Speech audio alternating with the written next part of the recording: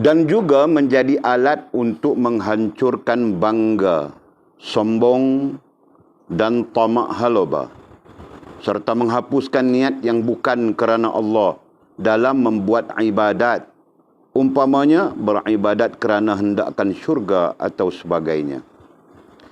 Tanda ujian dengan cara hukuman ialah hendakkan sabar apabila datang ujian-ujian itu dan meratap serta merungut kepada orang lain.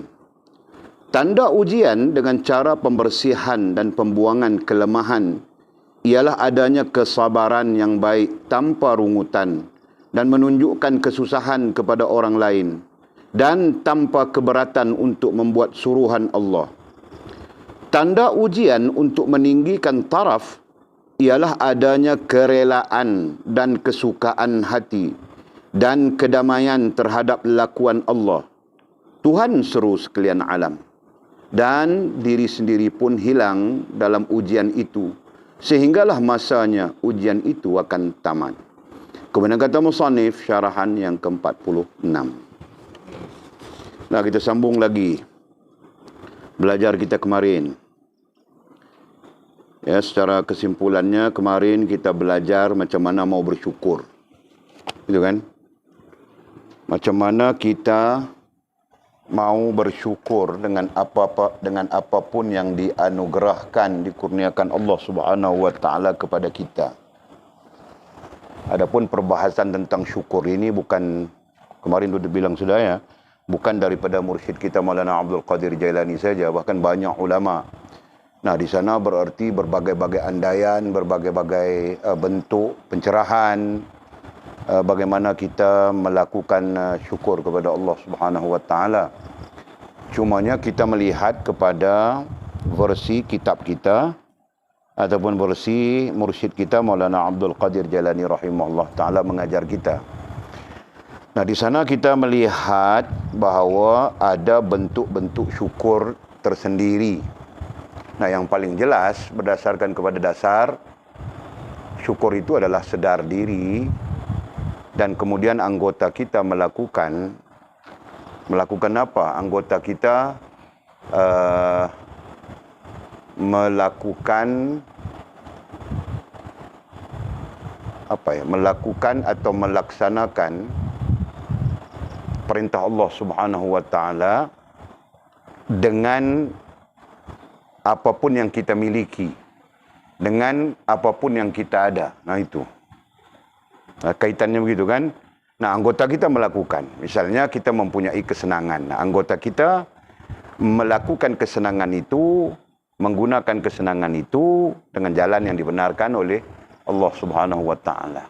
Nah, kemarin kita belajar juga ya sedikit sebanyak macam mana menggunakan kesenangan yang kita miliki supaya berbetulan dengan perintah Allah Subhanahu wa taala. Kita belajar juga di sana. Okey? Dan selain daripada itu kita belajar juga syukur dengan anggota badan kita yang dianugerahkan oleh Allah Subhanahu wa taala. Nah, apapun yang kita belajar pada kitab ini tidak berubah dengan dasar yang kita belajar. Ya kan? Yaitu mesti sedar diri kita. Dan kemudian barulah anggota kita melakukan apapun yang dibenarkan, yang diajar oleh syarak, oleh syariat Allah Subhanahu wa taala melalui iman, Islam, ihsan, menggunakan pinjaman Allah Subhanahu wa taala kepada kita. Nah, itu jelas semua orang kan? Okey. Jadi kata musannif rahimahullah taala sebagai sambungan, nah termasuk juga tadi kita bilang tadi, menggunakan badan kita untuk mematuhi perintah Allah, meninggalkan larangannya, dan jangan melakukan dosa dan maksiat. Nah, itu sebahagian daripada bentuk syukur kepada Allah Subhanahu wa taala dengan anugerah, dengan kurnia anggota badan kita. Nah, ini berarti jangan anggota badan kita digunakan untuk bermaksiat kepada Allah Subhanahu wa taala. Jangan mencuri. Nah, ini hari tangkap sudah orang yang mencuri. Jangan mengambil hak orang tanpa kebenaran. tanpa persetujuan dan sebagainya lagi, Pak. Termasuk jangan mengambil hati orang. Nah, makanya sebab itu kau jangan bilang kau sayang orang itu, kau cinta orang itu, kau cinta orang ini, lepas itu kau tinggalkan dia. Nah, beringat bah anak-anakku, jangan begitu, Pak. Kalau berlaku begitu, aku suruh menikah juga. Sudah menikah ku Walid, nah pasang satu lagi, 2. Kan? Jadi jangan. Jul, ingat ya Jul. Kalau kau tidak mau, kau jangan bilang sayang, okey? Nah, kalau kau mau bilang sayang, kau mau betul-betul, Pak. Nah, itu juga dikategorikan sebagai mencuri hati orang.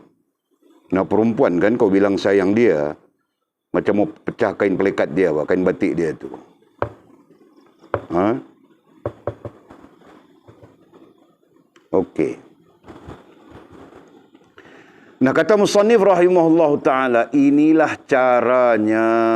Nah, cara ai metod, ai kaedah.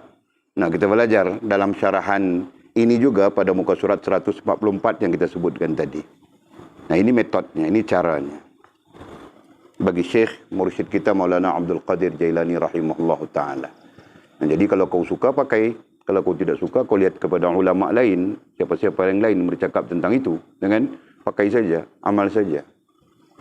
Bilang sudah, bukan Syekh, bukan Maulana kita, mursyid kita Maulana Abdul Qadir Jailani saja. Bahkan banyak ulama-ulama yang bercakap tentang syukur, gitu kan? Nah, yang penting sebelum kita berjumpa dengan yang lain, nah, pada dasarnya yang lain pun sama saja. Ya kan? Inilah caranya, inilah metodnya. Yang mana yang kita belajar kemarin, yang kita bercakap kemarin. Ya kan? Menggunakan kesenangan. Dalam kesenangan itu ada kekayaan dan sebagainya. Kita bilang kesenangan saja. Menggunakan anggota badan kita untuk bersyukur kepada Allah Subhanahu wa taala. Nah, itu caranya. Jadi kamu orang making semua orang kemarin kan? Nah, Walid suruh making kemarin. Cara itu. Okey. Inilah caranya untuk apa? Memelihara kurniaan Allah. Cara kita menjaga kurniaan Allah. Memelihara ai menjaga. Kurniaan Allah ai kita sebut berapa perkara kemarin. Kurniaan itu pinjaman. 3 perkara kita sebut. 3 perkara kan? Nombor 1 sarana. Nombor 2 pinjaman. Dan nombor 3 bagaimana menggunakan pinjaman itu. Betul kan? Nah, 3 perkara.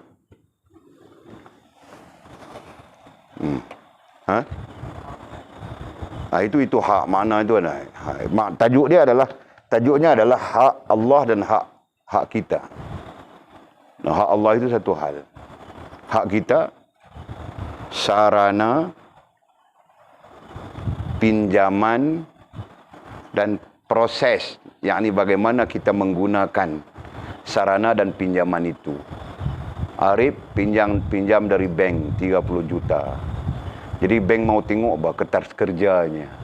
Macam mana kau menggunakan pinjaman 30 juta itu. Arif pun buat itu, buat ini, proses itu, produk ini, kilang begitu, begini. Nah, ditunjuk pada bank. Bank meyakininya. Kan, lalu bank pun meluluskan pinjaman 30 juta. Nah, begitu maksud contoh kan. Sarana itu dunia. Dan dalam dunia itu ada pinjaman. Nah, kita terlibat dengan pinjaman semuanya. Sampai-sampai tangan, kaki semuanya pinjaman. Gitu kan. Kemudian bagaimana kita menggunakan pinjaman? Nah, itu proses. Bilang tadi. Kan? Nah, itu yang dimaksudkan kurnia. Kurniaan. Inilah caranya memelihara kurniaan. Nah, jadi kurniaan itu apa? Kurniaan itu sarana. Kurniaan itu pinjaman.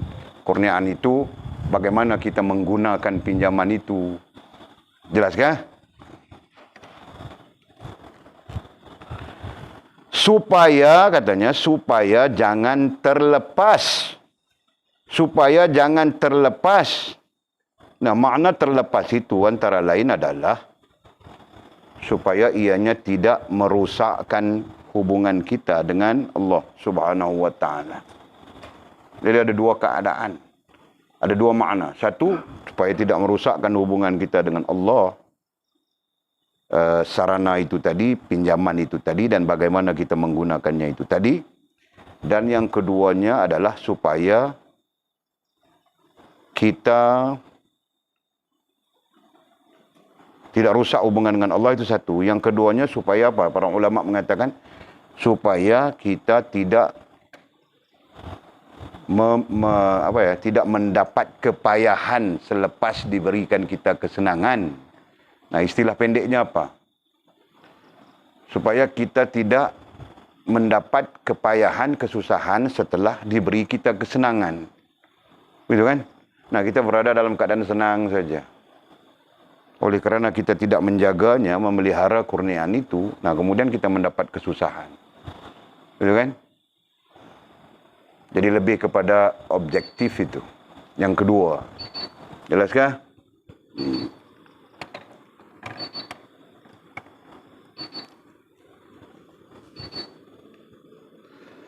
Kemudian katanya siramkan pokoknya supaya subur. Nah, jadi cara menjaga tahu sudah kita. Cara menjaga kurniaan Allah itu tahu sudah kita. Supaya tidak terlepas dari kita. Caranya bagaimana? Siramkan pokoknya supaya subur. Nah, itu majas. Siramkan pokoknya supaya subur. Jadi pokoknya itu apa? Sarana, pinjaman, dan bagaimana kita menggunakannya. Nah, itu pokok. Siramkan pokoknya supaya subur. Supaya rendang daunnya dan menghasilkan buah yang manis. Menghasilkan buah yang manis. Nah, kami bertanya kepada guru kami ketika itu, apa maksudnya? Bilang guru kami, maksudnya belajar, menuntut ilmu. Karena ilmu itulah baja, ilmu itulah siraman, ilmu itulah yang akan menyuburkan diri kita. Dan sekaligus membaikkan hubungan kita dengan Allah Subhanahu wa taala. Nah, oleh kami bersetuju saja dengan maksud itu. Jadi kalau siramkan pokoknya supaya subur, supaya rendang daunnya dan menghasilkan buah yang manis, ai dengan ilmu. Ai dhabitnya, ai dengan ilmu. Jadi di keadaan-keadaan lain, para ulama mengatakan ilmu itu adalah penyubur kepada iman. Ilmu itu penyubur kepada Islam. Ilmu itu penyubur kepada ihsan. Ya kan? Jadi bagaimana menyuburkan iman kita dengan ilmu, bagaimana menyuburkan Islam kita dengan ilmu, bagaimana menyuburkan ihsan kita dengan ilmu. Nah, jadi berdasarkan kepada fakta itu, maka tidak salah kita mengguna pakai konsep yang kita sebutkan tadi. Siramkan pokoknya supaya subur, supaya rendang daunnya dan menghasilkan buah yang manis. Ilmu, menuntut ilmu, itu kan. Nah, apalagi kalau kita faham bahwa ilmu itu adalah perkara yang paling asas dalam hubungan kita dengan Allah Subhanahu wa taala. Dan sampai-sampai kita telah memberikan dasar dalam pelajaran kita, garis panduan kita, ilmu, sedar diri, Allah terima diri, sempurna hubungan dengan Allah Subhanahu wa taala. Nah, perjalanannya begitu. Okey? Baik. Yang menampakkan manfaatnya. Nah, itu ayat itu lebih kuat menunjukkan ilmu. Kenapa? Karena ilmulah yang nanti menampakkan kepada kita apapun. Manfaatkah, mudaratkah, betulkah, kan? Dasarnya adalah hak atau batil. Itu dasarnya. Nah, berarti yang menampakkan manfaatnya, yang menampakkan hak dan batil. Nah, itu dia punya penjelasan. Ya kan? Yang menampakkan kepada kita baik buruk. Nah, itu manfaat. Manfaat bukan baik saja. Nah, kau kenal baik, kau kenal buruk. Nah, di situ kau akan mendapat manfaatnya. Jika kau tidak kenal buruk, kau kenal baik saja. Nah, kau terlibat dengan buruk pun kau tidak tahu. Nah, itu berarti tidak ada manfaatnya. Betul kan? Jelaskah? Nah, jadi manfaat itu secara umumnya adalah kita tidak terlibat dengan yang buruk. Nah, berarti kita terlibat yang baik saja. Terkait dengan Allah, nah kita terlibat dengan yang benar, yang hak. Bukan kita terlibat dengan yang batil. Jelaskah? Nah, dari mana kita dapat manfaat itu? Dari ilmu. Okey? Dari ilmu. Nah, kerana orang yang ada ilmu pengetahuan, tahu dia itu salah, ini betul, sebagainya. Adapun orang yang tidak ada pengetahuan, tidak ada ilmu, nah tidak tahu dia mana salah, mana betul. Ya kan? Nah, terlibat saja. Yang dia tahu salah pun dia terlibat juga. Buat juga dan sebagainya. Jelas kah? Yang menampakkan manfaatnya, menampakkan, nampak itu berarti lihat kan? Nah, kita ada melihat itu ada dua tempat selain daripada mata kasar, yaitu dengan akal dan hati. Belajar sudah semuanya. Istilahnya adalah musyahadah dengan mukasyafah. Nah, berarti nampak dengan akal kita salah betulnya. Nampak dengan hati kita salah betulnya. Nah, itu manfaat. Daripada apa? Daripada ilmu. Kalau tidak daripada ilmu, nescaya kau tidak akan nampak salah betulnya. Nah, ketika kau tidak nampak salah betulnya, berarti apa yang kau rasakan manfaat itu belum tentu menjadi manfaat. Nah, mungkin jadi mudarat saja dia kan? Berapa ramai sudah orang mudarat? Hari ini man ular kapak mudarat sudah. Kau tidak tahu bah bangkil. Kau dengar cerita sudah? Belum lagi kan? Bah, kau tanya dia orang ni bah. Apa tadi sudah tadi? Petang. Ada orang kena penampar buta saja. Kan? Ya, dia pikir manfaat. Dia ambil barang orang, dia jual, dia pikir dia dapat manfaat. Nah, dia lupa di sebalik manfaat itu ada kemudaratannya. Itu kita bilang kemudaratan pada sisi manusia saja, belum lagi kemudaratan pada sisi Allah Subhanahu wa taala. Ya kan? Okey. Yang menampakkan manfaatnya berarti kita nampak dengan akal, kita nampak dengan hati, itu yang terbaik kan? Nampak dengan akal kita bahawa ini mudarat ini bawa masalah besar ini. Jangan ambil harta orang, jangan ambil hak orang, nanti masalah besar, mudaratnya besar. Nampak saja. Ya kan? Nah, hatinya pun nampak juga apa? Yang namanya mukasyafah. Jika aku ambil harta benda orang, ini yang akan terjadi padaku. Begini. Faham tak? Dan sama saja kiaskan dalam hal lain. Tidak mengambil hak orang, bah. Tapi tidak mau menutup aurat. Buka-buka saja kasih orang tengok aurat kita. Tahu tak? Macam Atul dulu, pramugari Lion Air. Ha? Tiada? Bukan kau kah? Oh, bukan. Ingat kau kah? Nah, dia punya belah saja sampai punggung. Kamu orang pernah naik kah? Ha? Pernah naik kah kapal terbang Lion Air?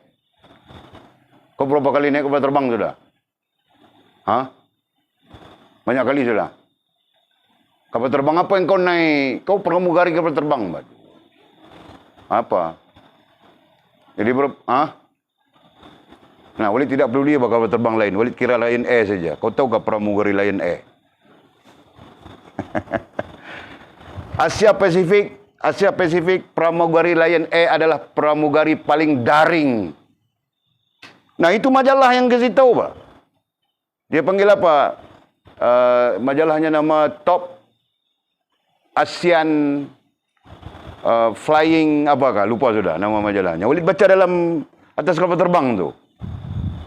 Pramugari paling daring. Tapi memang betul, Pak.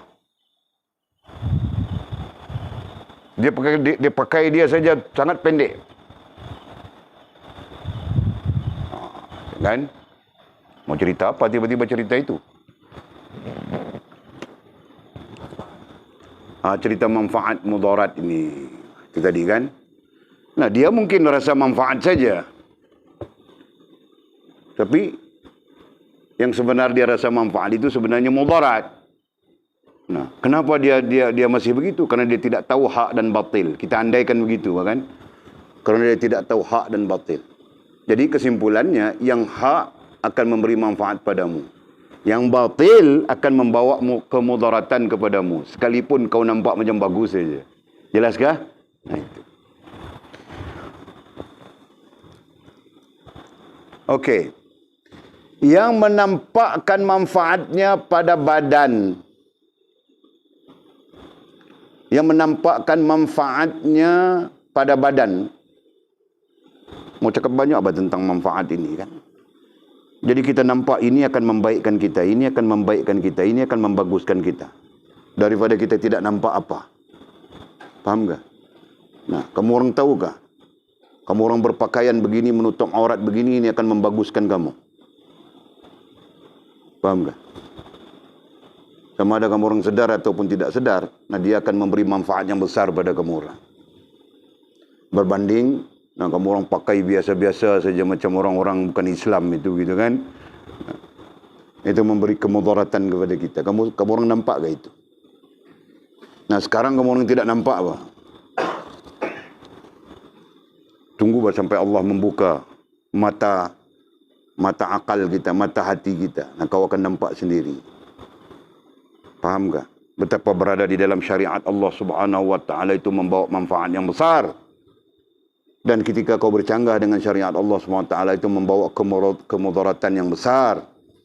Nah, Walid pun belajar juga dari situ.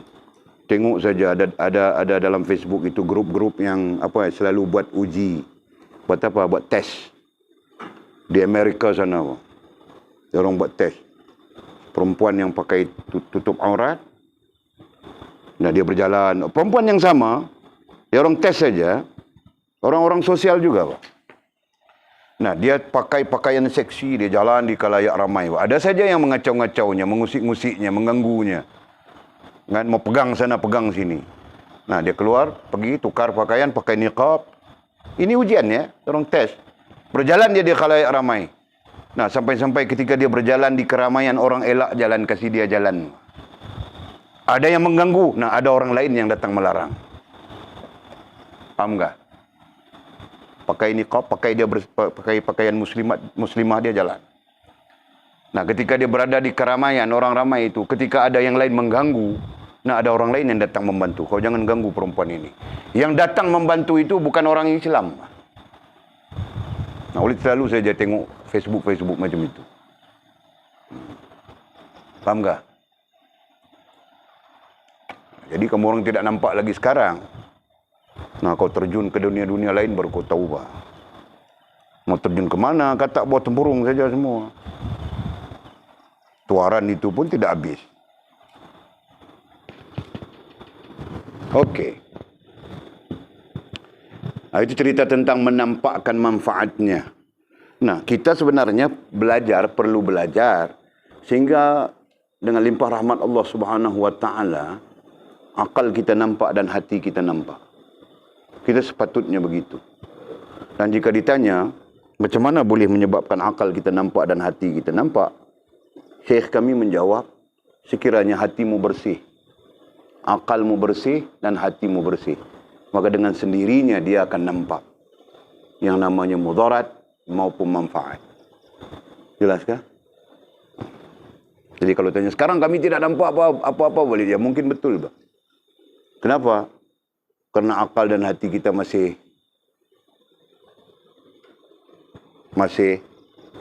apa mau bilang? Mizi mau bilang apa? Masih apa? Masih sakit? Nah mungkin, Pak. Itu kalimat yang paling lembut dari Mizi. Kalau kasar sikit apa? Kotor, Pak. Kotor. Kan? Akal dan hati kita masih kotor. Jadi di situ kita perlu membersihkannya. Kan? Okey. Yang menampakkan manfaatnya pada badan. Nah, nanti kita nampak manfaat pada badan.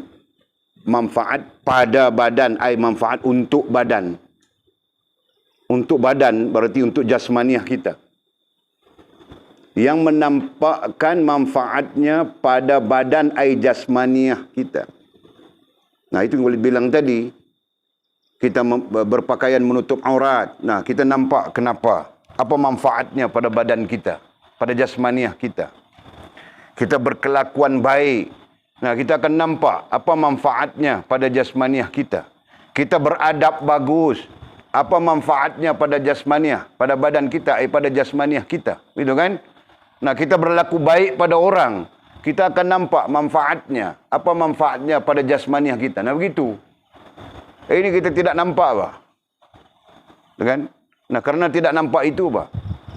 Yang orang tidak nampak bilang halal saja. Harta orang, harta dia. Kan? Buat jahat saja kerjanya.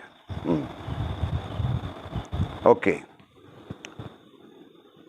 Agar katanya, agar badan ai jasmaniah itu dapat mematuhi Allah. Jadi termasuk di dalam manfaat yang kita bilang tadi ialah badan ai jasmaniah itu dapat mematuhi Allah. Ini berarti jasmaniah kita, ai anggota badan kita dapat mematuhi Allah, ada kaitannya dengan salah dan betul. Salah dan betul kita. Faham tak? Ada kaitan dengan salah dan betul kita. Boleh faham tak? Ataupun ada kaitan dengan dosa kita. Nah, semakin kita berdosa, semakin kita salah, berat saja anggota badan kita mau mentaati Allah Subhanahu wa taala. Nah, itu maksud mudah. Faham kan? Nah, semakin bersih kita daripada dosa, semakin bersih kita daripada salah, nah itu nanti membawa kepada keringanan untuk kita melakukan taat kepada Allah Subhanahu wa taala. Jelas? Okey. Dan kita baca sudah dalilnya. Apa dalilnya? Kita baca surah apa? Surah Al-Maidah. Kita baca itu hari. Walid lupa bacaannya apa? Kamu orang baca sudah. Yang ayatnya innas salata kanat mu'minina bukan. Innaha lakabiratun illa 'alal khashi'in. Sesungguhnya salat itu sangat berat kecuali bagi orang-orang yang khusyuk. Nah, baru 2-3 hari lepas saja kita tulis. Surah apa? Ayat apa? Surah Baqarah ayat berapa? Surah Baqarah ayat 45. Macam mana bunyinya? Fasta'inu bis sabri was salah wa innaha lakabiratun illa 'alal khashi'in. Nah, itu dalil. Betul kan? Jadi menggambarkan kepada kita bahawa salat itu berat, kecuali orang-orang yang khasyi'in, orang-orang yang ada hubungan dengan Allah. Walaupun ayat itu terkait hubungan, tapi dari segi pengaruhnya kita bilang tadi, pengaruhnya. Nah, kalau kita pagi, petang, siang, malam penuh dengan dosa saja, dia akan memberatkan kita untuk melakukan salat. Akan memberatkan kita untuk buat ibadat. Akan memberatkan kita untuk berhubungan dengan Allah Subhanahu wa taala. Bahkan akan meringankan kita untuk berhubungan dengan dunia. Akan meringankan kita untuk buat sesuatu yang bercanggah dengan Allah. Bahkan syok saja kita dengan hal-hal sebegitu. Faham tak?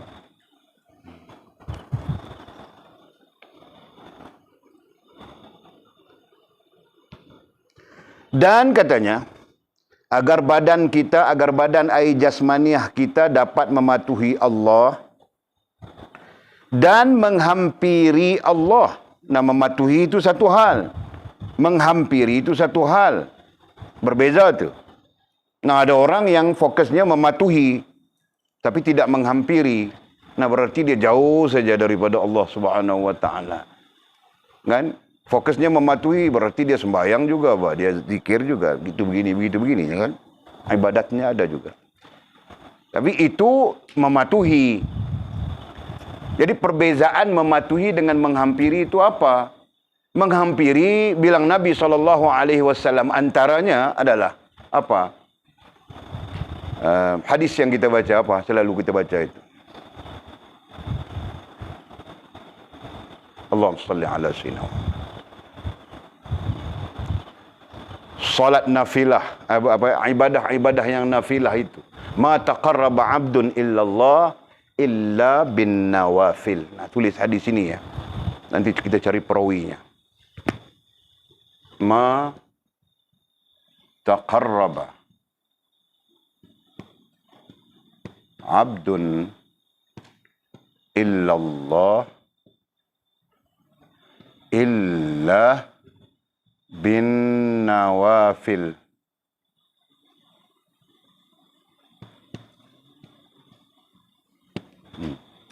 Ma taqarraba abdun ain ya. Abdun illallah illa bin nawafila. Nah, hadis ini sahih.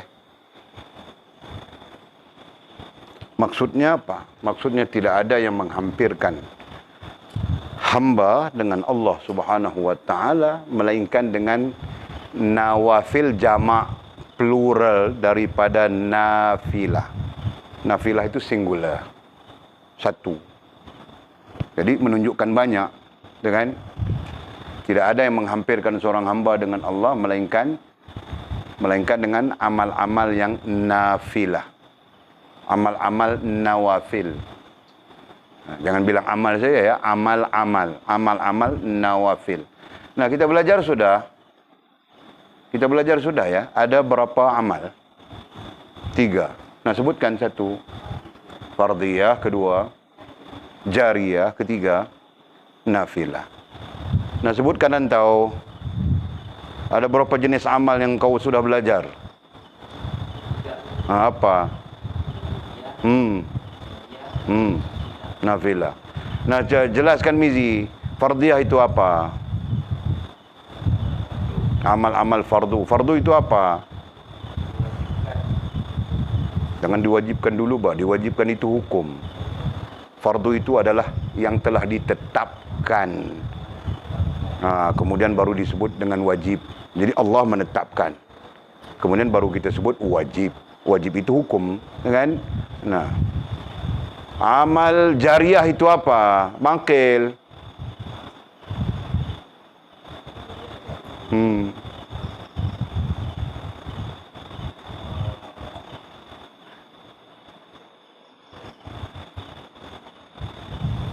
Nah, ada 3 amal kan? Belajar sudah itu. Pertama fardhiyah, kedua jariyah yang kedua. Jadi jariyah itu apa?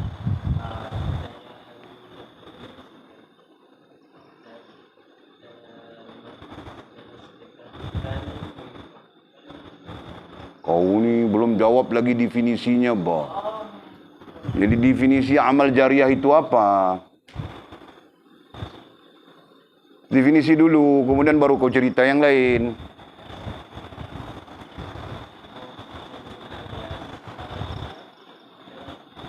Aku tidak dengar, Bah, kau cakap. Kau pun bila mau jawab saja pelan saja, hilang suara sudah. Kuat sikit bangkil. Ala-ala hero Melayu terakhir. Kau tanya si Mizi pula. Jadi kau lepas ke tidak lepas? Kau ni boleh tanya definisinya dulu. Nah, siapa mau kasih definisi jariyah? Makcik. Makcik.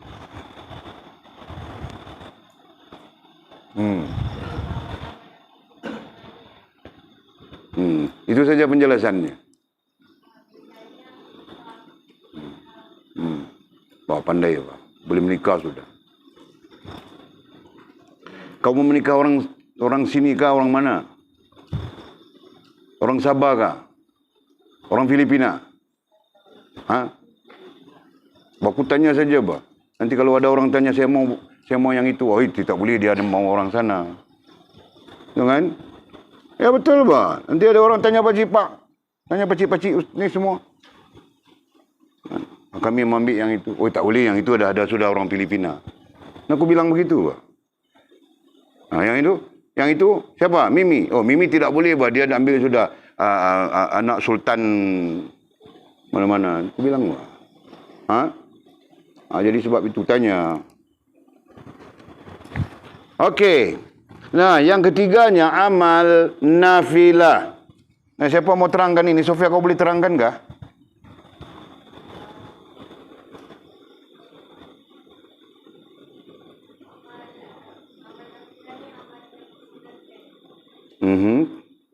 kau terlalu ringkas, bah. Lagi.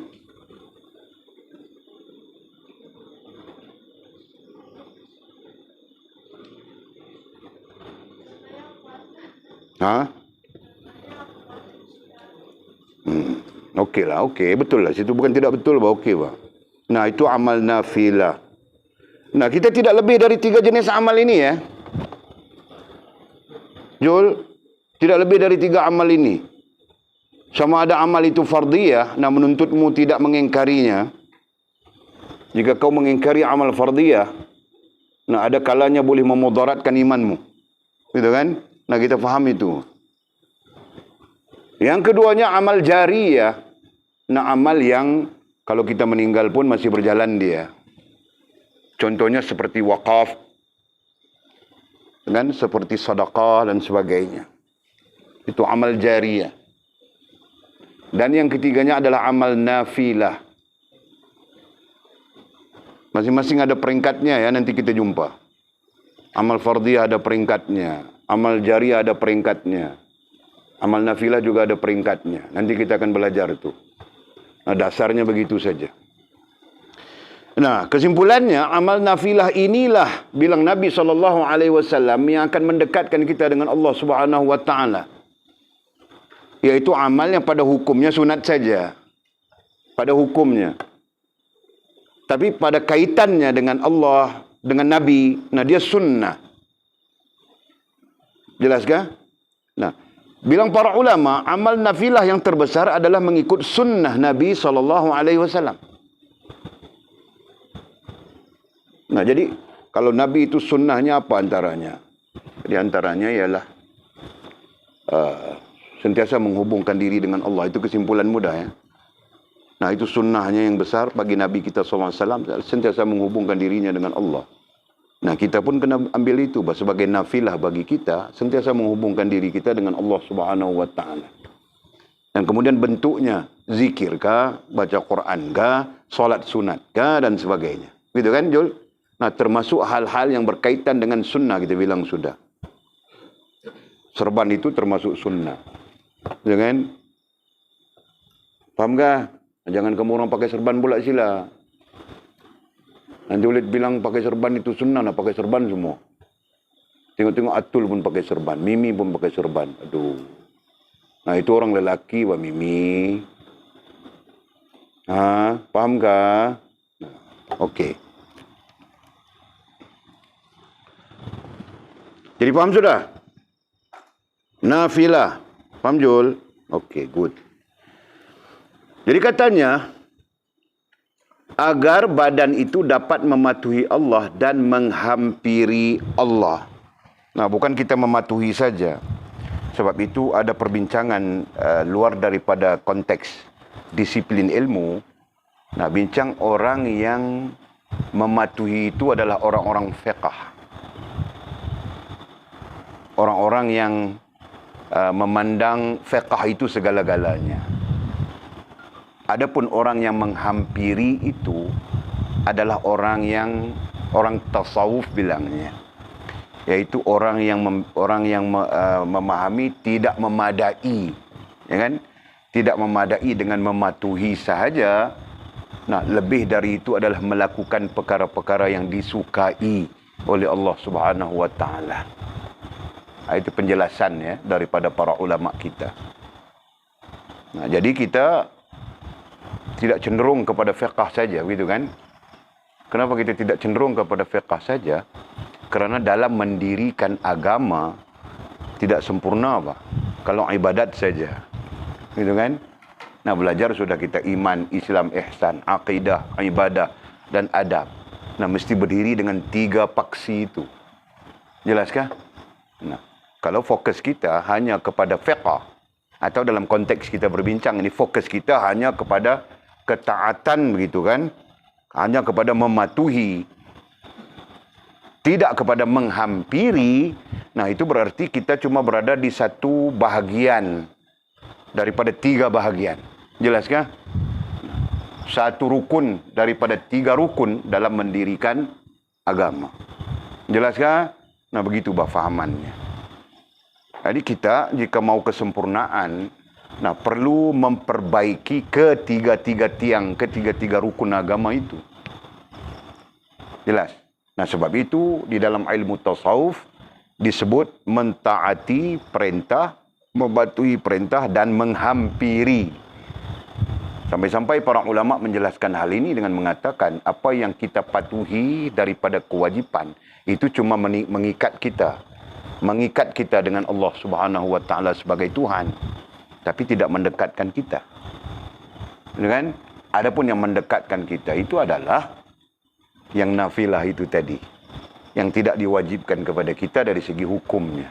Faham tak? Nah, itu mendekatkan kita dengan Allah Subhanahu wa taala.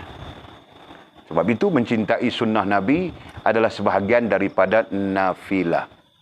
Ya Bangkil, terus soalanmu. Ha? Apa?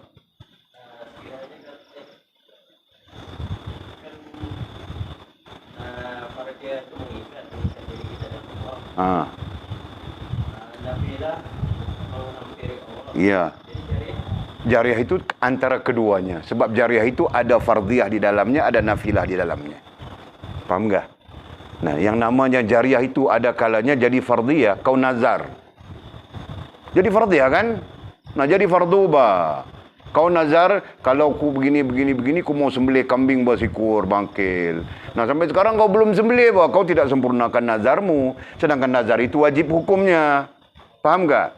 Nah, amal jariah, dia boleh menjadi wajib. Boleh menjadi fardhiyah. Sedangkan amal nafilah itu berkekalan nafilah sampai bila-bila. Jelaskah? Nah, begitu. Faham sila?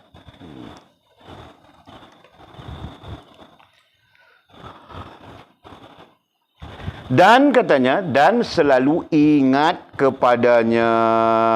Dan selalu ingat kepadanya, ay Allah. Selalu ingat kepada Allah Subhanahu wa ta'ala.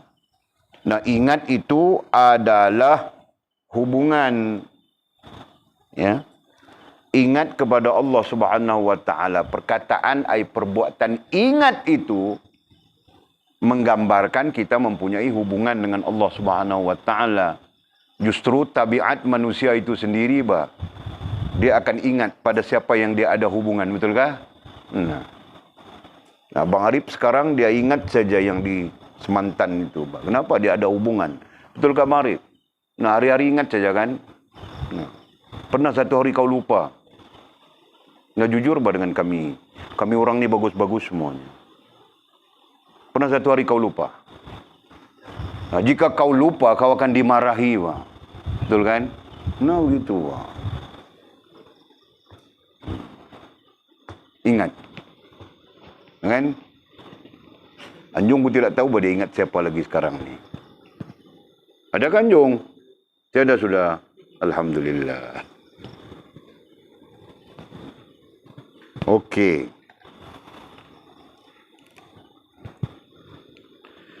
Kemudian katanya, agar kita dapat. Nah, masih agar lagi. Agar itu dengan makna moga-moga.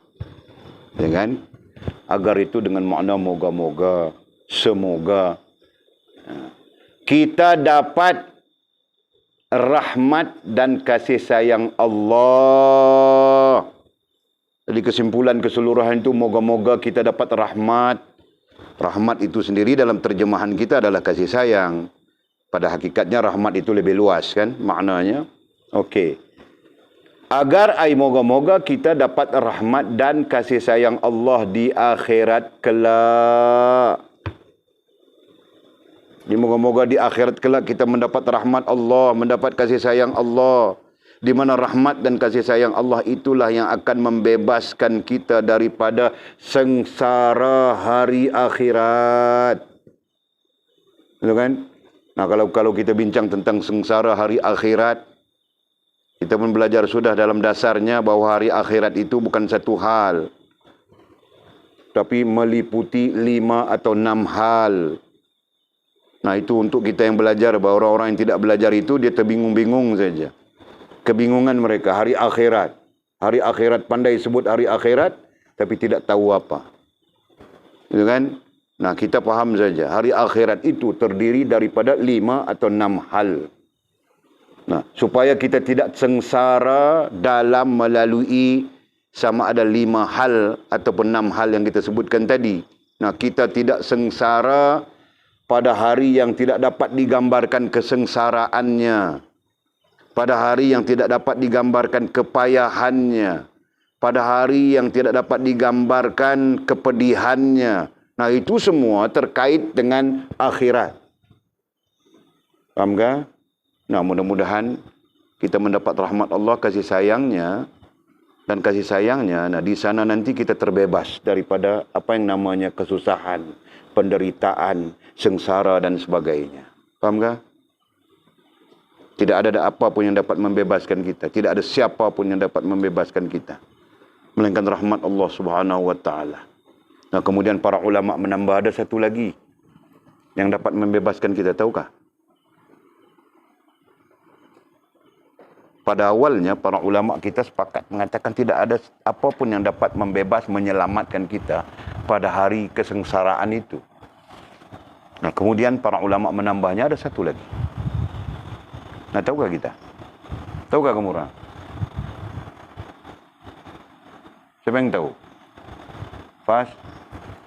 Kau macam tahu saja? Ha? Tiada.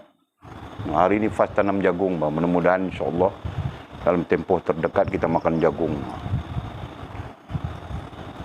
Kerana tangan-tangan yang menanam itu adalah tangan-tangan yang bagus daripada tangan Walid.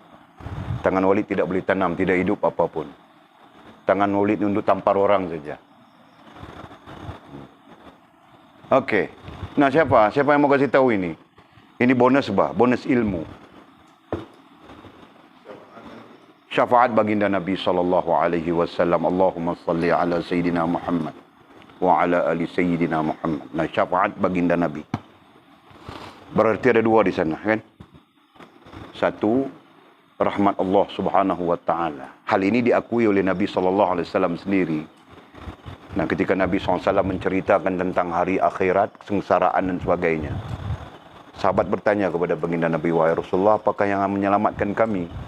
Nah, bilang Nabi SAW, bilang Nabi SAW, rahmat Allah Subhanahu wa ta'ala lah yang akan menyelamatkan siapa saja pada hari sengsara itu. Nah, kemudian tanya lagi sahabat, kalau demikian apa lagi yang yang boleh menyelamatkan kami? Nah, bilang syafaatku, kata Nabi SAW. Nah, jadi di sana kita perlu kepada syafaat baginda Nabi SAW selain daripada rahmat Allah Subhanahu wa ta'ala. Jelas kan? Nah, kerana itu wajiblah kepada kita mencintai Nabi. Mencintai Nabi kita sallallahu alaihi wasallam, bukan sekadar suka-suka ya. Nah, jauh lebih daripada itu, melampaui 3 tahap lagi, yaitu mencintai baginda Nabi sallallahu alaihi wasallam. Nah, dalilnya apa? Dalilnya itulah qul in kuntum tuhibbunallah fattabi'uni yuhibbukumullah. Wahai Muhammad, katakan kepada umatmu, jika kamu sekalian mencintai Allah, qul in kuntum tuhibbunallah fattabi'uni, katakan kepada mereka, ikutlah kamu. Ni di situ ialah baginda Nabi Muhammad SAW. Fattabi'uni, ikutlah aku. Nah, ikutku itu ialah ikut baginda Nabi SAW. Yuhibbukumullah, nescaya Allah akan kasih kepadamu, nescaya Allah akan menyintaimu. Nah, jelaskah? Nah, sebab itu kita kena mencintai Nabi apapun keadaan kita.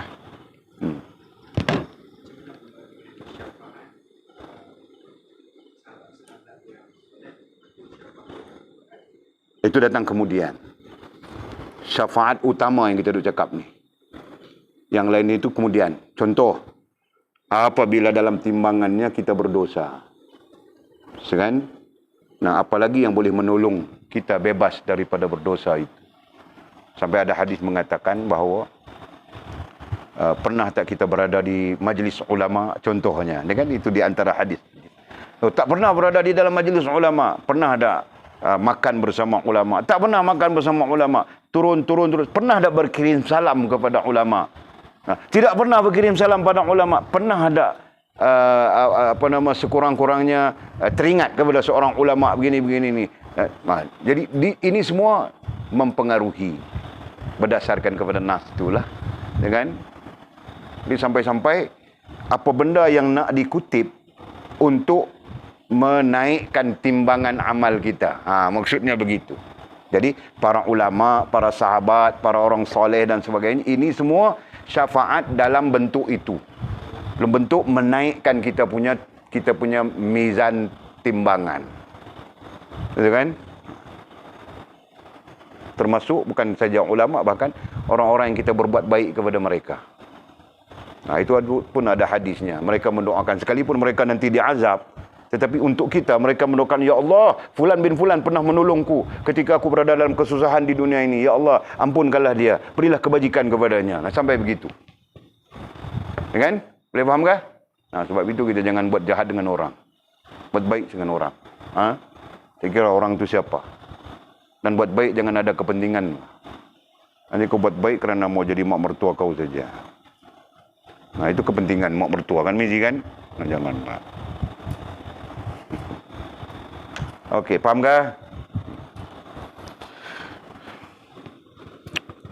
Agar moga-moga kita dapat rahmat dan kasih sayang Allah di akhirat kelak. Bilangnya di akhirat. Kenapa di dunia tidak perlu kah? Di dunia pun sama saja kan? Jika kita mendapat kasih sayang Allah di akhirat, itu lebih-lebih lagi kita perlu kepada kasih sayang Allah. Ya kan? Sama saja di dunia pun kita perlu. Tanpa kasih sayang Allah SWT, sesat semua orang. Sesat kita. Ya kan? Allah Maha Pengasih, Maha Penyayang pada kita di dunia ini. Menghimpunkan kita dalam suasana ilmu, suasana mencari kebenaran dan sebagainya. Allah boleh saja menghimpunkan kita dalam hal-hal lain kan. Macam Maulid bilang, Atul jadi pramugari Lion Air. Sila jadi pramugari model kah? Sila jadi model kah? Sila dengan fast jadi model. Boleh saja kan? Allah boleh menghimpunkan kita dalam suasana lain. Tapi syukur pada Allah, Allah menghimpunkan kita dalam suasana ilmu. Meskipun kita kekurangan itu, kekurangan ini, kelemahan itu, kelemahan ini, tetapi Allah masih menghimpunkan kita dalam suasana ilmu. Begitu kan? Ada orang yang Allah tarik dia dari berhimpun dengan suasana ilmu. Berhimpun dia dalam hal-hal yang lain. Tidak tahu ke mana arah tujuannya. Kan?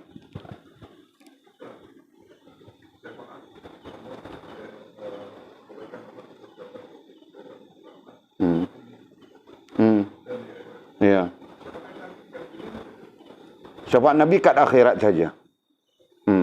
Jadi kalau ada juga ulama yang mengatakan syafaat Nabi di dunia pun ada. Yang ini maksudnya doa-doa Nabi, baginda Nabi kita SAW. Jadi tak, benda itu kita tak boleh nafi. Ada tak syafaat Nabi di dunia? Ya, iaitu berupa doa-doa daripada baginda Nabi SAW. Tapi lebih jumhur, lebih sepakat ulama, syafaat Nabi itu adalah di hari akhirat kelak. Sebab di dunia ni kita masing-masing survive, masing-masing membetulkan diri, masing-masing mengelokkan diri. Kan? Itu maksudnya. Wallahu a'lam. Okey. Dan katanya, dan dapat kekal di syurga. Termasuk kita bilang tadi, rahmat kasih sayang Allah SWT dan syafaat baginda Nabi kita masukkan di sana, dan dapat kekal di syurga. Moga-moga kita dapat kekal berada di syurga Allah SWT. Bersama-sama nabi-nabi. Berada di syurga bersama para nabi. Bersama-sama nabi-nabi, ai para nabi di situ. Siddiq, dalam Quran bilang siddiqin, orang-orang yang benar. Syahid, dalam Quran bilang syuhada, yakni orang-orang yang menyaksikan. Belajar sudah itu, boleh terang sudah. Syuhada di situ adalah orang yang menyaksikan kebesaran Allah Subhanahu wa taala. Menyaksikan dengan akal dan hatinya kebesaran Allah Subhanahu wa taala, itu bilang syuhada. Dan salih, dalam Quran bilang salihin, yakni orang-orang yang baik, orang-orang yang baik di sisi Allah. Ya kan? Kalau baik di sisi manusia, pandai-pandai saja baik, berlakon baik, hipokrit baik, semua ada kan? Di sisi Allah Subhanahu wa taala. Jadi katanya termasuk di dalam agar, termasuk di dalam mudah-mudahan dapat kekal di syurga bersama nabi-nabi. Kita nanti duduk di syurga Allah SWT di hari akhirat kelak bersama nabi-nabi, orang-orang siddiq, orang-orang syahid, dan orang-orang saleh. Sesungguhnya, jadi taukidnya, sesungguhnya inilah kumpulan orang-orang yang dipermuliakan. Inilah kumpulan orang-orang yang dimuliakan oleh Allah Subhanahu wa taala yang perlu kita ikuti. Nah itu. Al-Quran menjelaskannya begitu kan? Dalam ayat, kalau tidak ingat ayat mana, jadi siapa boleh cek-cek saja. Allah bilang begitu, Pak. Anbiya, syuhada, anbiya, siddiqin, syuhada, salihin. Kemudian wa hasuna ulaika rafiqa. Mereka-mereka ini adalah orang-orang yang baik untuk dijadikan teman. Wa hasuna ulaika rafiqa. Mereka-mereka ini adalah orang-orang yang terbaik untuk kita jadikan teman, sahabat, saudara, ikutan dan sebagainya. Itu perkataan rafiq. Penghujung ayatnya Allah bilang begitu. Wa hasuna ulaika rafiqa. Dan mereka-mereka ini adalah yang terbaik. Untuk apa? Rafiqa. Untuk kau jadikan teman, kau jadikan saudara, kau jadikan ikutan dan sebagainya. Jelaskah? Kita pun baca begitu juga dalam doa kan? Walid selalu baca doa begitu. Macam mana bunyinya? Nah, doa-doa yang Walid baca buka pengajian. Allah maftah lana futuhal arifin warzuqna fahman nabiyyin waj'alna min ibadika salihin. Allah maftah lana, ya Allah, bukakanlah kepada kami futuhal, pembukaan arifin, orang-orang yang arif. Allah maftah lana futuhal arifin warzuqna fahman nabiyyin, dan rezekikanlah kepada kami dengan kefahaman para nabi. Warzuqna fahman nabiyyin waj'alna min ibadika salihin, dan jadikanlah kami hamba-hambamu ya Allah yang saleh. Dengan Allah mahdinas siratikal mustaqim, ya Allah, tunjukkanlah kami jalan yang lurus. Siratal ladzina an'ama Allah minan nabiyyin, jalan yaitu jalan yang kau telah tunjukkan kepada para nabi. Was-siddiqin, dan para orang-orang yang benar. Was-syuhada, ini yang kita sebutkan tadi, orang-orang yang menyaksikan. Was-salihin, dan orang-orang yang saleh. Ini selalu kita sebutkan. Nah, itu doa kita. Menjadi doa kita. Yang wajarnya kita menjadikan doa kita juga. Kamu orang pun menjadikan doa kamu orang juga. Gitu kan? Nah, kenapa? Karena mereka adalah orang-orang yang ditunjukkan oleh Allah Subhanahu wa taala untuk diikuti. Jelaskah? Bukan kita ikut Napoleon Bonaparte. Bukan kita ikut Alexander Graham Bell. Bukan kita ikut macam-macam manusia lagi. Kalau sebelah sana Raja Brooke. Sarawak je kan? Raja Brooke adalah Sarawak. Raja Brooke, James Brooke, itu Sarawak. Sabah pun hampir-hampir merajakan Brooke itu sebagai raja, tetapi dibantah, diperangi oleh Kesultanan Brunei. Nah, kemudian Sultan Brunei berperang pun dengan penjajah ini. Akhirnya kekalahan di pihak Sultan Brunei. Jadi supaya Sultan Brunei tidak memberontak, maka mereka memberikan satu wilayah kecil saja kepada Kesultanan Brunei. Nah, itu yang ada sekarang. Dulu Kesultanan Brunei itu meliputi Sabah. Faham tak? Jadi kamu orang perlu tahu sejarah itu. Jangan sedar-sedar Sabah saja. Itu Kesultanan Islam, Kesultanan Brunei. Semasa sultannya bernama Zainuddin, Sultan Zainuddin. Apa kata ingat tu dah? British berperang, mau mengambil tanah Kesultanan Brunei itu sebagai jajahannya. Jadi membantah Sultan Brunei, Sultan Zainuddin bantah, menghantar bala tentera berperang. Tapi kekalahan kepada Kesultanan Brunei. Nah, mereka berjaya menawan, dan mereka memberikan kepada Brunei satu wilayah supaya Kesultanan Brunei tidak memberontak. Nah, sampai sekarang itu wilayah Brunei yang kecil itu. Fahamkah Bang Khil? Nah, dekat apa dengan kau? Kan? Jika tidak, nah raja kamu orang pun raja beruk juga, Pak. Sama seperti Sarawak, kan? Raja beruk. Orang putih menjadi raja, Sultan Beruk. Nah, Walid masa kenal dengan mamamu selalu baca apa? Pergi sana baca di apa di ada monumennya di apa nama tempat tu mah? Yang kita selalu dating tu. Waterfront. Nah, nama tempat itu Waterfront. Tepi sungai, Pak. Tepi sungai Rejang itu. Yang ada bot-bot tambang itu kan.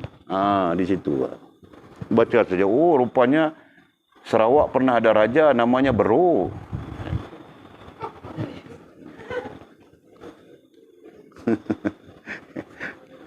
Jadi jika tidak, nah raja kamu orang pun beruk juga. Okey, itu penjajah ya. Nah, jadi kesimpulannya kita mau ambil orang-orang yang telah dinyatakan oleh Al-Quran ini sebagai rafiq, sebagai teman, sebagai apa? Nah, termasuk sebagai guru dan sebagainya, termasuk hal itu. Kan? Kita mau ambil orang yang pertama-tama Nabi. Nah, Nabi wafat sudah. Tidak ada lagi Nabi. Walau bagaimanapun ada yang ditinggalkan kepada kita. Nah, apa? Sunnahnya. Gitu kan? Kita perlu mengambil, kita mau mengambil para siddiqin. Nah, ini kabur kita. Tidak kenal siddiqin itu siapa. Gitu kan? Apalagi dalam keadaan mata hati kita, mata batin kita, hati dan akal dan hati kita masih lagi kabur-kabur. Nah, kita pun tidak pasti yang mana siddiqin. Begitu juga syuhada. Nah, kita pun dalam keadaan tidak pasti yang mana syuhada dan salihin. Nah, semua keadaan kita kabur-kabur saja. Gitu kan?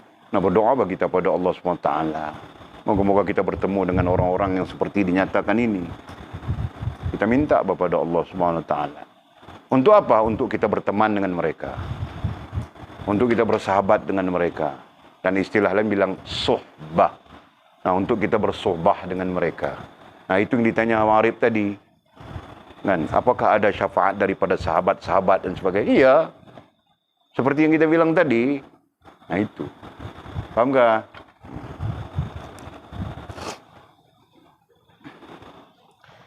Sesungguhnya inilah kumpulan orang-orang yang dipermuliakan. Nah, kerana apa? Kerana mereka adalah orang-orang yang dimuliakan oleh Allah Subhanahu wa taala. Jadi tinggal lagi kita mencari sahaja. Nah, mencari mereka, mau mencari para anbiya, kita mencari saja sunnah-sunnah baginda Nabi kita sallallahu alaihi wasallam.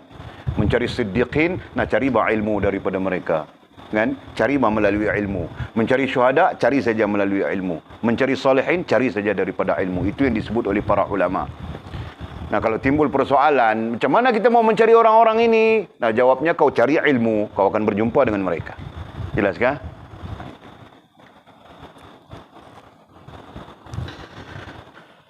Nah, mudah-mudahan kita juga berjumpa. Amin ya rabbal alamin. Nah, kemudian kata musannif, tetapi. Nah, di sini sebaliknya ya. Sebaliknya. Ayo kita baca itu orang-orang yang apa ya?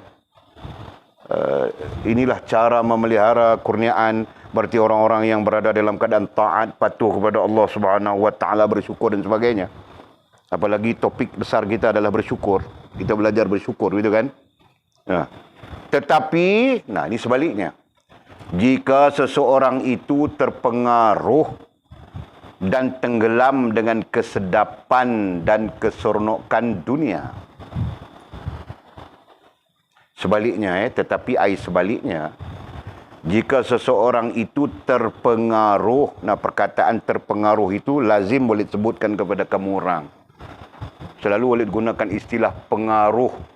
Pengaruh dunia, pengaruh makhluk dan benda. Ada kan? Lazim boleh sebut begitu supaya kamu orang mudah faham. Nah, betapa kita banyak terpengaruh dengan makhluk dan benda. Makhluk satu hal, nah terumum kan begitu kan. Nah, benda satu hal lagi. Sampai-sampai kita tiada benda, kita tidak boleh hidup saja, macam mau putus nyawa saja. Sampai jadi begitu kan. Ada saudara kita seorang namanya Jumat. Nah, terpengaruh dia dengan Y suku, sampai dia pun sekarang jadi 3 suku sudah. Kakaknya bilang dia sudah apa? Sudah jadi mental.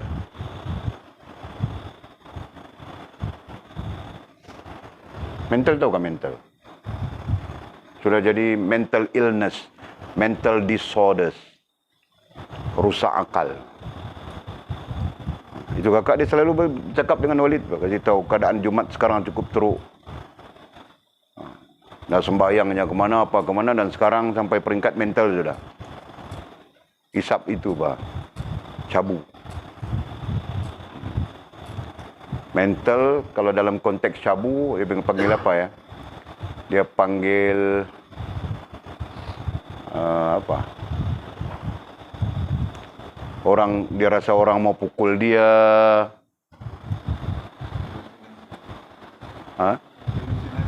Dia jadi halusinasi.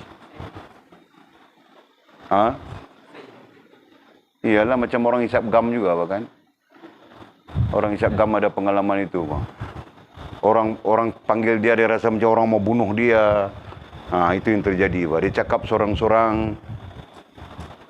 Walid suruh hantar video, dia bilang tidak dapat ambil video lagi sebab dia pun tak boleh nak berinteraksi dengan Jumat dengan baik. Jadi dia orang pergi ambil Jumat di satu tempat yang cukup teruk. Kemudian bawa Jumat pulang dan keadaan Jumat cukup teruk sudah sekarang. Nah, Walid sedih sebenarnya. Walaupun Walid bercakap dengan kamu orang begini, Walid sedih. Kerana Walid gagal membentuk seorang manusia. Jadi Walid sedih di sana. Sebab itu Walid ikut saja perkembangan dia. Nah, dia orang bilang mau berubat, minta Walid berubat. Mau berubat macam mana? Itu bukan kes berubat. Faham tak? Karena dia lari daripada, kita bilang apa tadi? Karena dia terpengaruh, gitu kan, perkataannya. Terpengaruh dengan benda. Terpengaruh dengan Y suku. Itu dia Jumat. Nah, yang lain pula terpengaruh dengan telefon bagus. Tinggal kamu orang saja, Walid pun tidak tahu mau terpengaruh dengan apa. Kalau terpengaruh dengan orang perempuan mau menikah, itu tidak apa, makil. Itu boleh. Ya betul. Ya kan? Tidak menjadi kesalahan, aku terpengaruh ni, aku mau menikah saja. Ya kan, bagus, Tapi kalau terpengaruh dengan hal-hal sebegitu, nak rusak kan? Masya Allah. La hawla wa la quwata illa billah. Okey.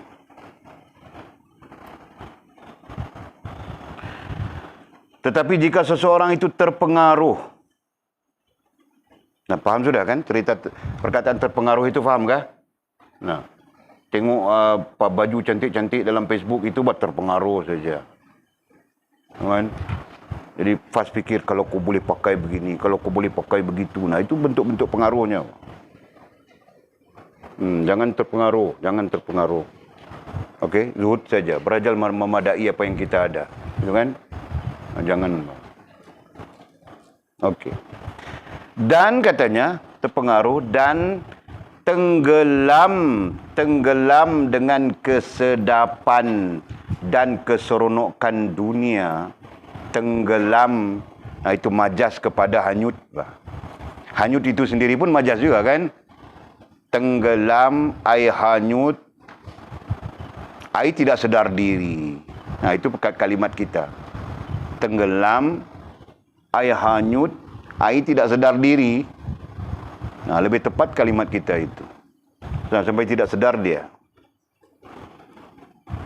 Dengan kesedapan dan keseronokan. Nah, kesedapan satu istilah menggambarkan asyik. Kesedapan menggambarkan asyik. Faham tak? Orang makan sambal belacan cicah buah pelam, buah mangga. Nah, asyik dia sampai air mata keluar, air hidung keluar benda tidak tahu. Perempuan ni. Tidakkah? Nah, aku cerita saja. Kan? Pak Haji bawa buah mangga datang. Buah apa? Amra.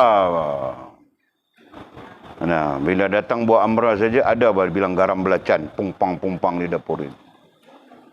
Nah, boleh makan garam belacan sampai makan juga apa? Nah, itu asyik bilang. Kan? Jadi kesedapan ai asyik. Asyik itu, kata para ulama ya dalam perbahasan, asyik ini menghilangkan kewarasan. Itu dalam perbahasan. Nanti kita berbincang, Bang. Ada golongan, ada hamba-hamba Allah yang sampai keadaannya dia hilang kewarasan, seperti hilang kewarasan. Nah, cakapnya pun tidak betul, bunyinya pelik, bunyi lain daripada yang lain. Nah, adakah orang sebegini? Ada. Kan? Nah, kenapa? Kerana dia asyik. Nah, satu, dia asyik dengan Allah Subhanahu wa taala. Kan? Jadi dia seperti hilang kewarasan. Padahal dia berada di dalam keasyikan hubungannya dengan Allah Subhanahu wa taala. Nah, orang begini dia merasakan keindahan hubungan itu. Nah, berbanding dengan asyik juga, bilang kesedapan ni asyik juga dunia. Nah, dia asyik dengan dunia. Kan? Dan keseronokan yang kita bilang kemarin, keseronokan semua membawa kepada seronok. Seronok itu, seronok ini, seronok itu, seronok ini. Nah, akhirnya kita terperangkap dan rusak kita. Seronok dengan telefon. Nah, akhirnya terperangkap dengan telefon. Kan? Seronok dengan game, seronok dengan lihat orang yang tidak pakai baju, tidak cukup kain, miskin, papa gedana. Kan? Seronok lihat macam-macam. Apa kamu bilang dalam TikTok? Nah, seronok dengan TikTok. Sikitlah hari-hari datang lagi apa benda Walid pun tidak tahu. Seronok. Itu keseronokan. Bukan ada apa. Jadi katanya, dan tenggelam, ai hanyut, ai tidak sedar diri dengan kesedapan, ai asyik, dan keseronokan dunia yang fana ini sahaja. Ada apa orang seperti itu? Sebalik daripada yang kita bincangkan di atas sana. Nah, ini orang yang sebaliknya. Jadi asyik saja dengan kesedapan dunia. Tidak fikir dia urusannya dengan Allah, tidak fikir dia urusannya dengan akhirat, bagaimana mau melalui akhir dan sebagainya. Bagaimana mau melalui kematian. Kan? Dalam psikologi barat pun ada belajar sudah. Persediaan menghadapi kematian. Pengkajinya bernama Elizabeth Kubler-Ross. Elizabeth Kubler-Ross, 1985. Nah, dia buat kajian. Jadi dalam kajiannya menyatakan antara lain orang-orang mereka, orang-orang putih, orang-orang barat ni, kematiannya agak mengejutkan dan menakutkan. Nah, dia buat teori. Jadi supaya tidak melalui proses kematian mengejut dan menakutkan. Nah, perlu ada pelajaran tentang kematian perlu bersedia untuk kematian. Nah, dia buat teori persediaan kematian. Elizabeth Kubler-Ross namanya. 1985. Sedangkan dalam Islam mengajar kita tentang kematian ini lama sudah. Bahkan keluar kita, sedar-sedar kita, berakal kita, nak belajar sudah tentang kematian. Kan? Dalam doktrin kita bila-bila pun boleh mati, walaupun muda. Nah, itu doktrin kita. Betul kah? Nah, walaupun masih 15 tahun, Anjung Walid bilang itu hari 18 tahun mati dia. Umurnya 18 tahun. Nah, sekarang baru 16, lagi 2 tahun Anjung akan hidup di dunia ini. Lagi 3. Oh, tambah lagi 3 tahun Anjung akan hidup di dunia ini. Jadi kita berbuat baik saja pada Anjung, kesian dia. Lagi 3 tahun dia mau melalui hidup. Kita jangan marah-marah dia. Kita buat baik saja. Ngama jangan kau marah-marah anak ku Anjung ni. Dia 3 tahun saja lagi. Okey.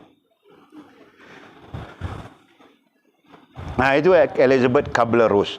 Jadi panjang-panjang penjelasannya, salah satu yang dia terangkan, salah satu dalam penjelasan teorinya Elizabeth Kubler-Ross ini adalah jangan terlalu mengambil kesedapan dunia dan jangan terlalu berseronok dengan kehidupan dunia, bilangnya Elizabeth Kubler-Ross. Baca lah, kalau kamu orang ada kesempatan. Nah, Walid baca saja yang orang putih kah, yang orang apa kah, Walid baca saja. Nah, Walid tahu bah pengetahuan perbandingan begitu begini. Nah, ketika belajar, nah, sekarang tidak sempat baca lagi. Walid membaca dan ada orang yang tolong baca pada Walid. Itu mamamu. Dan tugas-tugas pun dia buat juga. Aduh. Jadi Walid tahu sedikit sebanyak Elizabeth Kubler-Ross. Jadi bukan ceritanya. Yang penting kita mau ambil pengajaran. Apa pengajarannya? Dia sendiri pun mencetuskan satu yang dia bilang teori, yaitu jangan terlalu asyik dengan apa yang kita miliki dalam hidup ini dan jangan terlalu seronok dengan kehidupan kita ini. Nah, itu yang penting. Nah, hal ini dicakapkan oleh Nabi kita SAW, oleh Al-Quran, oleh Nabi kita SAW, oleh para ulama kita. Nah, termasuk mursyid kita yang kita jumpa malam ini, itu termasuk. Jangan kita terlalu seronok dengan kehidupan. Jangan terlalu asyik dengan apa yang kita ada ketika hidup ini. Nah, menurut Elizabeth Kubler-Ross, itu yang menyulitkan kita ketika mati. Itulah yang menyulitkan, memayahkan dan menyakitkan manusia ketika menghadapi kematian. Nah, itu bilang Elizabeth Kubler. Bukan mau ikut Elizabeth Kubler, kita mau ikut para ulama kita, yang mengikut Nabi kita SAW, yang mengikut Al-Quran. Nah, itu lebih jelas. Jadi katanya, tetapi jika seseorang itu terpengaruh dan tenggelam, hanyut, tidak sedar diri dengan kesedapan, asyik dan keseronokan keseronokan dunia yang fana ini saja, maka rugilah ia. Dia akan berada di dalam kerugian di dunia ini dan di akhirat kelak. Sebab itu pertimbangan kita jelas, jangan kita terlalu asyik. Ya kan? Dan jangan kita terlalu seronok dengan dunia ini. Dunia maksudnya yang cukup jelas, sesuatu yang tidak menghubungkan kita dengan Allah. Nah, jangan kita terlalu seronok dengan sesuatu yang tidak menghubungkan kita dengan Allah. Sebaliknya, kita berseronok dengan sesuatu yang menghubungkan kita dengan Allah. Nah, itu lebih bagus. Seronok dengan majlis zikrullah, seronok dengan majlis ilmu. Gitu kan? Nah, itu lebih baik. Seronok dengan majlis-majlis yang menghubungkan kita dengan Allah, dengan Rasul. Itu lebih baik daripada kita berseronok dengan sesuatu yang tidak menghubungkan kita dengan Allah dan Rasul langsung. Nah, itu kita bilang dunia tadi. Maka rugilah ia. Kenapa jangan? Kerana kita akan rugi. Rugi di dunia, rugi di akhirat. Rugi di dunia. Belum tentu kita mencapai apa yang kita mau. Rugi di akhirat, kita sengsara selama-lamanya. Di akhirat kelak katanya, di akhirat kelak ia akan menyesal yang tidak putus-putus. Orang yang tenggelam, terpengaruh, tenggelam dengan keasyikan, kesedapan, keasyikan dan keseronokan dunia yang fana ini, di akhirat kelak ia akan menyesal yang tidak putus-putus. Al-Quran menceritakan ini, Nabi kita SAW juga menceritakannya. Menyesal. Ayat yang paling dekat ialah surah Yasin yang kita baca itu. Walau tara idil mujrimuna. Bukan surah Yasin, surah As-Sajadah. Walau tara idil mujrimuna nakisu ru'usihim 'inda rabbihim. Rabbana abasarna wa sami'na farji'na na'mal salihan inna muqinun. Ila akhiri ayat, panjang ayatnya. Menyesal dia bila lihat sengsaranya. Bila melihat sengsaranya hari akhirat itu, menyesal dia. Minta pulang kepada Allah SWT ke dunia. Ya Allah, pulangkanlah kami ke dunia. Untuk apa? Na'mal salihah. untuk kami buat amal soleh. Nah, masa hidupnya tidak mau buat amal soleh. Nah, ketika di akhirat menyesal, dia minta pulang ke dunia untuk buat amal soleh. Nah, amal solehah, untuk buat amal soleh. Inna muqinun, kerana kami sesungguhnya pada hari ini yakin. Nah, ketika itu baru dia yakin. Sekarang dia tidak mau yakin. Nah, menyesal dia. Nah, itu gambaran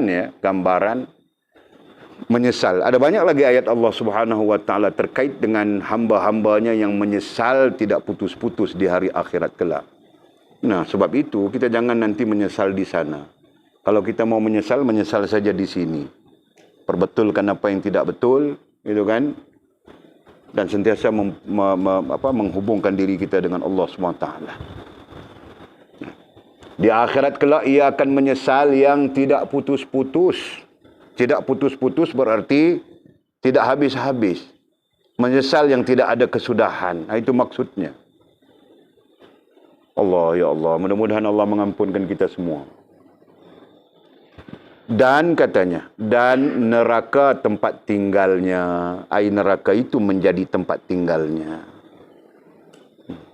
Allah, ya Allah. Mudah-mudahan Allah mengampunkan kita semua, Pak. Kita pun banyak kelemahan, banyak kekurangan, banyak dosa dan sebagainya.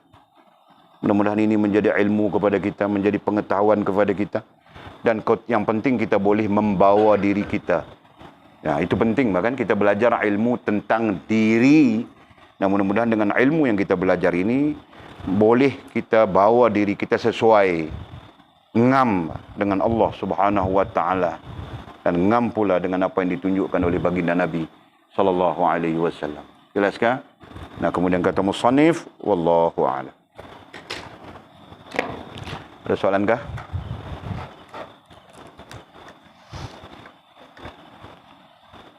Allahumma salli ala sayyidina Muhammad. Ada? Tiada. Makil, kau mau tanya kah?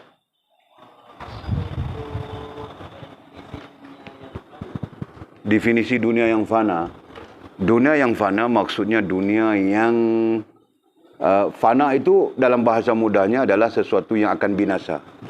Sesuatu yang tidak kekal. Sesuatu yang akan hancur. Sesuatu yang akan musnah. Itu makna fana. Dalam konteks dunia fana kita sebutkan tadi. Adapun istilah fana itu digunakan pada posisi-posisi lain. Ya kan? Adanya posisi maqamat misalnya. Fana itu berarti kau terbebas dari pengaruh makhluk dan benda. Itu juga fana. Okey? Allahu a'lam. Habis sudah. Bismillahirrahmanirrahim. Alhamdulillahirabbil alamin wassalatu wassalamu ala asyrafil mursalin sayyidina wa maulana Muhammad wa ala alihi wa sahbihi ajma'in. Allahumma iftah lana futuhal 'arifin warzuqna fahman nabiyyin waj'alna min ibadikas salihin. اللهم اهدنا الصراط المستقيم صراط الذين أنعم الله من النبيين والصديقين والشهداء والصالحين. اللهم ربنا افتح بيننا وبين قومنا بالحق وأنت خير الفاتحين. اللهم أعنا على ذكرك وشكرك وحسن عبادتك. اللهم فقهنا في الدين وعلمنا التأويل. اللهم فقهنا في الدين وعلمنا التأويل. اللهم فقهنا في الدين وعلمنا التأويل. وصلى الله على سيدنا محمد وعلى آله وصحبه وبارك وسلم والحمد لله رب العالمين. تقبل الله منا ومنكم تقبل يا كريم.